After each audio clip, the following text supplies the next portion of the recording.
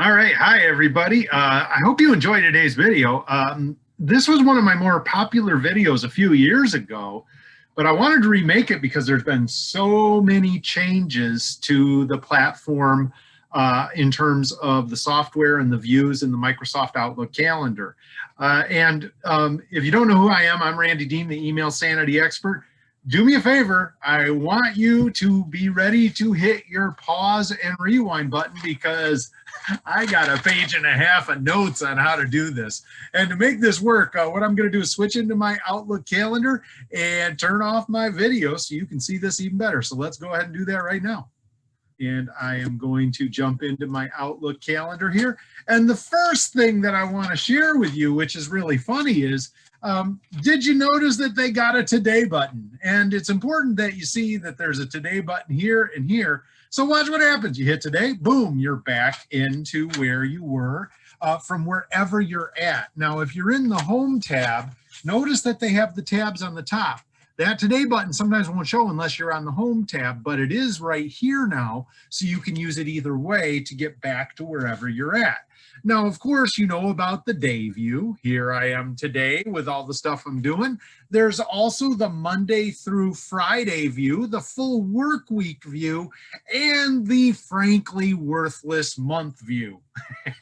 Although I will say this, if you have a big screen monitor, the full month view is actually sort of similar to the old day planner wall calendars that people used to have in their offices on paper. Did you also notice they added this very nice new next 7 days view, which is also very handy today and 6 days into the future? However, one of the things that a lot of people don't realize they can do is this. Let's go back to the 1 day view here for today. And what I want to do is see just this week and next week. And watch this, I'm going to do a shift and I'm going to hold and go all the way out to next week. And by doing that, I can now see a 2-week view. Isn't that pretty cool? And if I want, I can even click on today and drag down to, let's do a 3-week view. I can see a full 3-week view, which is on the calendar, or I can truncate it back and just do this week, next week with a drag and see a full 2-week view. So I've got all of these different options for being able to see it. Now, did you see right there? I actually clicked on those 2 days in the view, and now I can have a 2-day view. So all of these are viable options. Here's another one that a lot of people don't realize. Let's say I want to see every Tuesday in the month of February. Watch this. I'm going to hold down the control key. Click on the first Tuesday, hold down my control keys. Looks like my first 2 Tuesdays this month weren't that busy, but as we get later in the month, they got busier. And hey, let's throw in an odd Thursday. You see how I did that? I'm holding down the control key and I'm just clicking on specific dates and I can put up whatever dates I want to see. All right. So that's another cool one. Now, let's talk a little bit about this. I want to go back to the full week view today. And now I want to show you something that's really interesting. If you right click on the time bar, take a look at this. 60 minutes, which is my default. I like this view because it gives me the biggest overview of the screen. But if I want to go into more specificity, I can click on 30 minutes. And if I page down, now I can see the calendar using more open time block. And notice you can go all the way down to like a 5-minute view. That's very granular at that point. It's going to be really hard to see your calendar from this view. But, you know, there might be a circumstance where you might be able to use that. I'm going to go back to 60 minutes. Now I want to show you another thing that's sort of interesting here. Watch this. If I right click up here over the dates, I can come down here. Notice that you can make recurring appointments, recurring events, recurring meetings, new meeting requests. But what I really wanted to show you was this. You can change your color default. So if you don't want everything to be that light baby sky blue, you could make it a nice shade of green. Or if you prefer, right click. This is a personal preference thing. Let's come down here and switch it to yellow because I'm feeling yellow today. Actually, I'm going to bring it back and put it back to the automatic, which brings it back to the original view. The other thing that I wanted to show you, which is pretty cool, if you come up here, you can set your location. You just hit add location. I'm based out of East Lansing, Michigan. Once you get that in, take a look what it does up here at the top, which is pretty cool. 1, it sets your time zone for you, but 2, take a look at this. take a look at this. You can see your weather, and if you click on this, you can actually come down and see that it's a toasty 12 degrees, partly sunny. But if I click on more details, you'll know that there's a giant winter storm coming through later tonight. Oh, joy. Maybe I should put this on my calendar. Start shoveling. That could work. And by the way, you just saw how easy it is to create a new item on your calendar. Now, one other thing that I want to talk about here is notice that from the Home tab, this is something sort of new. Do you have a Zoom account? You can get the Zoom widget that adds in to allow you to schedule a Zoom meeting and or schedule and start an instant meeting in Zoom. And you have the same capability with Microsoft Teams. So these are some things that you can get set up as part of your Home tab to allow you to more quickly and easily put these in. Now, let's take a look at one more thing. Do you have more than one calendar? Oh, well, wait. Let's take a look at something here. I'm going to come down and notice I've got some other calendars. I want to click on this Randall Dean calendar. Now, I have to tell you what you're seeing right here, which is interesting. This is my Google Calendar. Now, it's not an actual live working version of a Google Calendar, but I did another YouTube video a couple months ago, which I showed how easy it is to bring in a copy of your Google Calendar that you can see next to your working Outlook calendar. And I'll put the link to that video in the comments below if you'd like to be able to do this. Look at your, maybe your work calendar in Outlook and your Google Calendar with your personal events side by side so you can see them both. Now, it's that easy to be able to take a look at it and see this. Now, since we're showing this, I'm going to close this calendar. I want to show you another thing that you can do here. I'm going to go up to View. And let me ask you this, are you a task list user in Microsoft Outlook? I've done several videos on this, including a really popular video on my favorite view in the Microsoft Outlook task view called the Today view. I also did a pretty recent video on the 3 different other views I use fairly frequently in Microsoft Outlook tasks. Look for that in the comments also below. But what I wanted to show you is this. If you've got a task list that you've set up, you can come in here and turn on normal. And this will bring up your task list for each day at the bottom of your screen.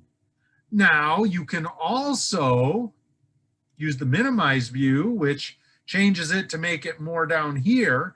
Or what you can do is this, just turn it off. You've got options. That's one way to see what's going on in your task list. You could also come up here and do the to-do bar. And if I come down here and hit tasks, this will bring up a different way to view it. I probably like this view better.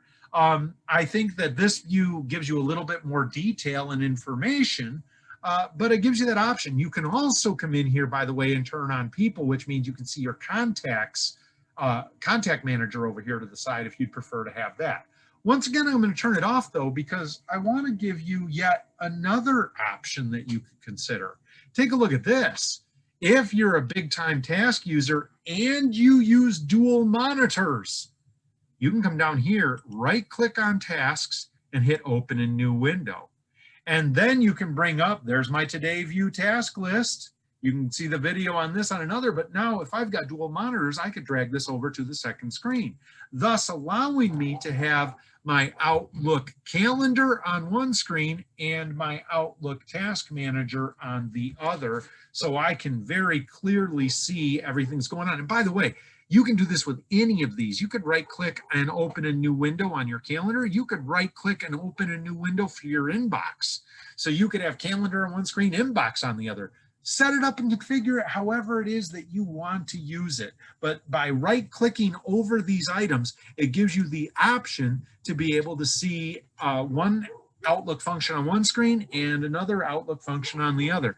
I don't know if you can hear my security team upstairs, but my teenagers clearly didn't follow Dad's rule of, hey, keep the dogs from barking when Dad's filming a video. All right, we're going to keep rolling anyway, though. I also want to show you this. You can actually go in and edit any appointment that you have simply by double clicking on it. When you double click on it, it opens up the full appointment screen, and that gives you the option to be able to do some changes in your appointments. Now, one thing that I want to talk about here real quick is this. I actually use the categories in the Outlook calendar, as well as in several other functions. I think I'm going to make a new video just about what I'm doing with these categories here. But here's my simple description. These are labels, and they're color-coded labels. And notice that you can come down to the bottom in pretty much any place where you see this and hit all categories, which allows you to then see what you've already created labels for. And notice that a lot of these labels are my key projects, sub-projects, clients, customers, vendors, coworkers. And if I want to change one, I can just simply click on orange and hit rename and turn it into agencies and bureaus. That easy. Or let's say I need a new one because all the ones that I have are already being used. Well, it's easy enough to hit new, and it'll come up with a color code for you that's different from what's already up there. You give it a name, you hit OK, boom, you got yourself a new label. And what's nice about this, let me show you, notice that I have this one categorized personal.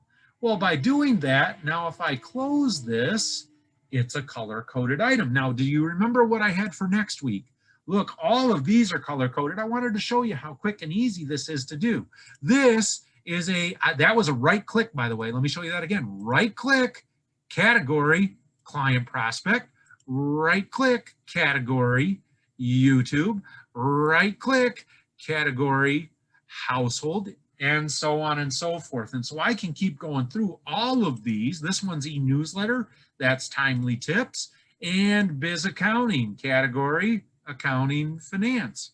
That's how you can have a nice color-coded calendar to give you a little bit of a feel for exactly what it is that you want to do. Now let's go back inside of an appointment. Let's say this doctor appointment on Thursday. I want to invite you. Well, I could just come up here and click invite. And now it switches from being a singular calendar event for my calendar into something where I can invite people. And notice I can have required and optional. So I can tell people whether they don't need to show up or not. But here's the interesting thing. If you're using Microsoft 365 as your backend, or maybe you've got calendar sharing set up on your server, before you even hit send to invite people to this doctor appointment, you could come up here and click scheduling assistant. And all you need to do is start typing in the names right here. And notice they've got required attendee, and you can put in all the people that are required. You can put in your optional attendees here, and you can even declare the room that you want to use if that's been set up on your system. And notice up here, you can add attendees, add rooms, and you've got a room finder option that's over here, all inside the scheduling assistant. Now I can go back to the main meeting, and right here I can cancel the invitation to just turn it back into a normal calendar event for my calendar. Oh, and hey, since we got this open, take a look at this. You can actually set it up to save your meeting notes from the meeting right into the affiliated OneNote app inside of the appointment. So get in, you'll probably have to be logged into your OneNote for it to work, but you can basically set it up so that when you're in a meeting, you can save stuff right into your OneNote app while you're in here. One last thing, let's say this is a doctor appointment and it's a recurring appointment. I need to see my doctor twice a year. I can do that every 6 months. Or I am having something going on. Maybe it's every day for the next 10 days. That easy. Or maybe it's not every day. Maybe it's every week. Oh, okay, that's not a valid pattern. I'll cancel that. Let's do another recurrence. I'm going to go in and say, let's say it's every week. Maybe it's every 3 weeks. Maybe it's every year. Maybe it happens every year on that date. Gentlemen, anniversaries, birthdays, no end date. This is called the saving your relationship / marriage tip of the video, right? So yeah, just put it in there. And here's the thing, if you put it in there, then do yourself the common sense thing that you need to do. Once you got that set up, then come in and turn on a reminder, not 15 minutes before, gentlemen, 1 week, 2 weeks before. Come on, you can do this, all right? But all of these are ways that you can set it up so that you'll get the information you need to get when you need to get it so you don't make mistakes. That's good. All right, let's close this appointment and keep rolling forward. Now what I want to do is show you some bells and whistles up here in the far left corner. See this thing called the File tab? Not a lot of people go up in here in their Outlook, but if you're a calendar user, you might want to go check this out. Watch this. I'm going to go into File, and I'm going to come down to Options. So see, I came way down here, and I'm going to click on File, Options, and notice that there is one in here for Calendar Options. And what's nice about this, start time, 8 a.m. Well, I have to tell you, since we've been on the pandemic, that has changed more to about 9:30. And the end time is actually stretched out a little bit too, to say 6:30. You can set the start and end times. I typically work a bit on the weekends too. Notice you can set your day of the week and when the calendar year begins. Now this one's sort of important. Take a look at this. Default duration for new appointments. It doesn't have to be an hour. Everybody's got these set up as an hour. What if you tried changing your meetings 30 minutes and had your whole team agree to that? Maybe you could shorten your meetings a little bit. Look at this one right here, default reminders. What this is really nice. If you turn on default reminders and you forget to turn on a reminder for a new appointment or meeting or event, Outlook will automatically put a 15-minute advance reminder pop-up on your screen for you. And right below this, add holidays. That way you can see what the holidays are if your company celebrates the holidays, and I think you can customize that a little bit depending on the holidays you actually celebrate. And if you come down here, take a look at this. I want to show this. I live right on the western edge of the Eastern time zone. So I'm in Eastern time, but a whole bunch of my clients are in Central time. I could show their time too on my calendar. I could show mine and theirs if I wanted to set that up. And if you're doing a lot of cross time zone stuff, maybe you got an office out on the West Coast and you're based in Chicago. Well, you could set up and show Pacific time. Or you got the office in London. You could show that right here too. All of these are ways for you to see this. And look, they allow you to show up to 3. So if you got 3 different offices and 3 different time zones, you can sort of know what's going on and what time it is there too. Handy tool. All right, now one more. And this is pretty cool. One more that I want to show you.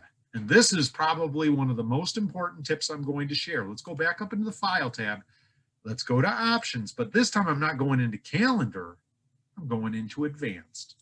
And I want to just show you something really cool. Take a look right here. Start Outlook in this folder. 99% of working professionals have this on, and I will show you Inbox. I went down and picked Calendar and selected it, hit OK. And I want you to just think about this from a bigger picture perspective, okay? And I think what I'll do is I'll go back to my PowerPoint now. And by the way, little PowerPoint tip, if you're in PowerPoint, you want to quickly shift to presentation mode from management mode, do a shift function F5 on your keyboard, bring that in, and hey, I'll bring myself back in here. Let's go ahead and restart the video. Hi, everybody, I'm back. But what I wanted to share with you here is this. If you set up your Outlook so that the first thing you see is your calendar, then your inbox doesn't take over. A lot of people, myself included, say that probably one of your most important assets is your time, which is reflected in your calendar. If your most important asset is your time, why are you looking at your emails first? I'm going to argue that maybe what you should do instead is look at your calendar first. Look maybe not just at today, but maybe a week or so in advance. See what's coming up, anything you need to get ready for. Is there any big open blocks of time? Maybe you should take that block of time and block in some time for one of your most critical projects, activities, events. Make a meeting with yourself. And You know, the last thing that you might want to do before you look at your email is then check your task list and make sure that's ready also. That's a different startup. I hope you like these calendar tips. So what's coming next? Let's talk about what's coming next here. And I'm going to move myself a little bit out of the way and resize myself. I'm probably going to make a similar video sometime very soon for the Google Calendar users. They have a lot of the same capabilities. So you could even take what you saw here and play around with your Google Calendar. I'll make that video, I promised, on how I'm using categories in all of the different functions of Microsoft Outlook. And I've got some MS Teams videos that I'm working on. What's Wiki? I think we're going to find out pretty soon. And some more Zoom and GoTo videos too. I've noticed that I've had quite a bit of people that have been signing up for my GoTo and Zoom videos on my YouTube channel, viewing those and checking those out. So I'll try to get some more content for you there. If you'd like to learn more about me, hey, watch this. This is sort of funny. Here I am, but here I am. Hi. If you want to get a little bit more info about me, I want to thank you for your time. I'm Randy Dean, like I said, the email sanity expert. You can learn more about me and my different programs out on my website, randalldean.com, including my full-length video programs, training programs on several different topics for a little bit of a fee. You can take a look and see what those are. If you like my videos, please hit the like button, consider subscribing to the channel. And if you'd like to get a whole slew of productivity PDFs on time management, email management, Outlook usage, Gmail and Google usage, smartphone and tablet usage, better using your virtual meeting tools and software, send me an email, randy@randalldean.com. Put YouTube PDFs in the subject line, and I'll send you more information than you could possibly need, but maybe some tips that you'll really like. So with that, I'm going to say thank you for your time. Bye now.